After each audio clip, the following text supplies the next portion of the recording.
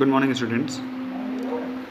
अपना टॉपिक चल रहा था surface area and volume of the solid by revolution of the curve. ना उसी में अपना नेक्स्ट नुमेरिकल है find the surface area of the solid generated by the revolution of the arc of the cycloid x equals to a theta plus sine theta and y equals to a 1 minus cos theta about the tangent at the vertex.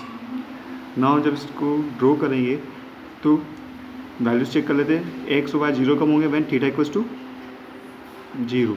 जब theta की value zero put कर रहे हो तो x Y दोनों की values क्या रही जीरो, यानी ओरिजिन से पास करेगा। X equals to pi put करने पर आपका अगेन वाई जो आ रहा है वो मैक्सिमम वैल्यू आ रही है 2 है, माइनस पाई पे भी इसकी मैक्सिमम वैल्यू आ रही है 2 है। तो एक्स इक्वल्स टू एक्स की वैल्यू जब ए पाई होगी तब वाई मैक्सिमम होगा और एक्स इक्वल्स टू माइनस ए पाई पे वाई मैक्सिमम है।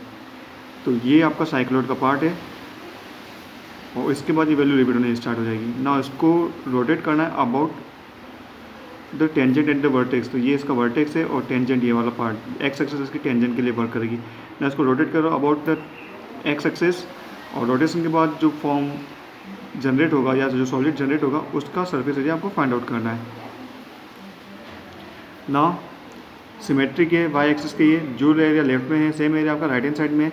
तो जो वो surface area left hand side से जनरेट होगा same surface area right hand side से जनरेट होगा। इसलिए इसको लिख सकते हैं 2 times of 0 to pi 2 pi Y D s. Parametric form दे रखी कर्व की तो डी थीटा से मल्टीप्लाई और डी थीटा से डिवाइड और लिमिट ऑफ द इंटीग्रेशन हो जाएगा 0 to pi. Now d S by d theta की वैल्यू पुट करो। D S by d theta आपका होता है under root of d S by d theta का square plus d y by d theta का whole square. ना values put कर दो। y इक्वल्स टू आपका a 1 minus cos theta, d x by d theta हो जाएगा a 1 plus cos theta और d y by d theta की value a sine theta. ना सिंप्लीफाई कर लो, 1 माइनस कॉस थीटा को लिख सकते हैं sign square theta by 2 sign square theta by 2।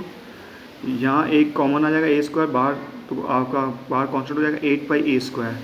ना 1 प्लस कॉस थीटा को होल स्क्वायर को ओपन करेंगे तो plus sine square plus cos square 1 हो जाएगा, तो 2 कॉमन आ जाएगा और 1 प्लस कॉस थीटा को रिप्लेस कर देंगे 2 कॉस स्क्वायर थीटा बाई 2।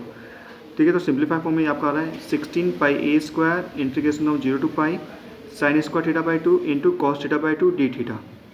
अब आपको सॉल्व करने के लिए इसे थीटा बाई 2 को रिप्लेस करना है डी से, डी थीटा आपका हो जाएगा 2 D T.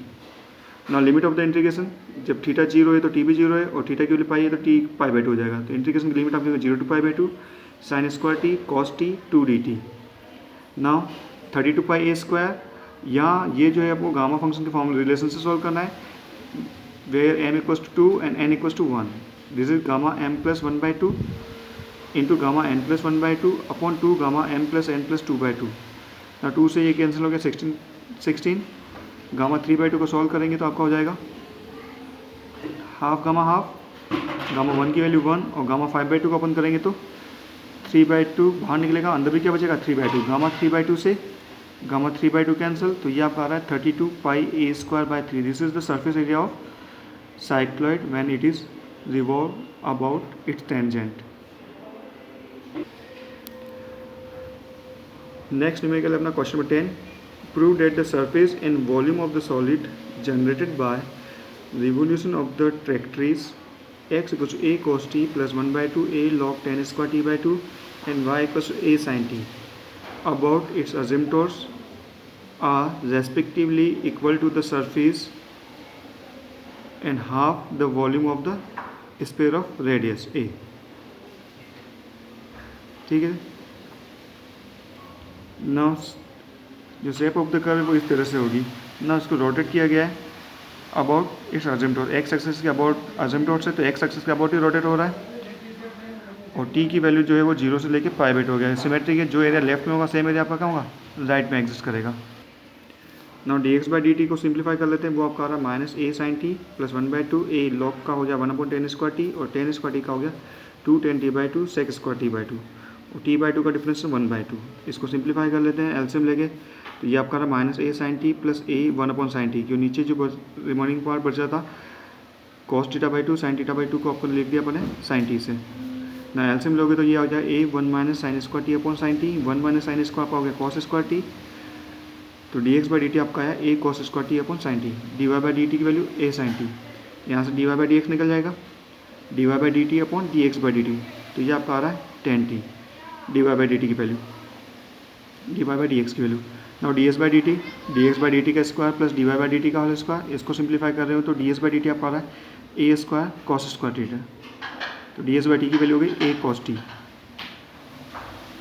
Now required surface is S equals to, क्यों सेम है सिमेट्री के, तो 2 times of 0 to pi by 2 pi Y D S by D T into D T. D S by D T की value ए cos T.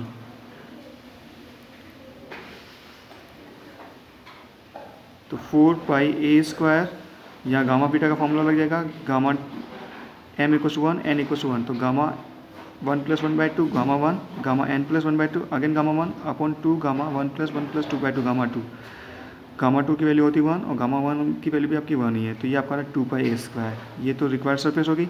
Also volume, ना volume भी आपको हो जाएगा 2 टाइम्स, क्योंकि सिमेट्रिक है, 0 to pi by 2 pi y square d x, d t से divide और डी टी से मल्टीप्लाई। 2 पाई वाई की value a sine t, d x by D T की value A cos square t upon sine t d t. 4 pi a cube 0 to pi by 2 sine t cos square t d t. Again gamma function का formula लग रहा है M equal to 1 N equal to 2, तो gamma 1 + 1/2 gamma 1 2 + 1/2 gamma 3/2 upon gamma 5/2। Gamma 5/2 को open करेंगे तो 3/2 gamma 3/2, 3/2 तो 3/2 cancel हो जाए, तो ये आपका था 2/3 pi a cube. This is the volume of the required solids. तो ये आपके दो क्या हो गया, surface and volume of given numerical. Thank you.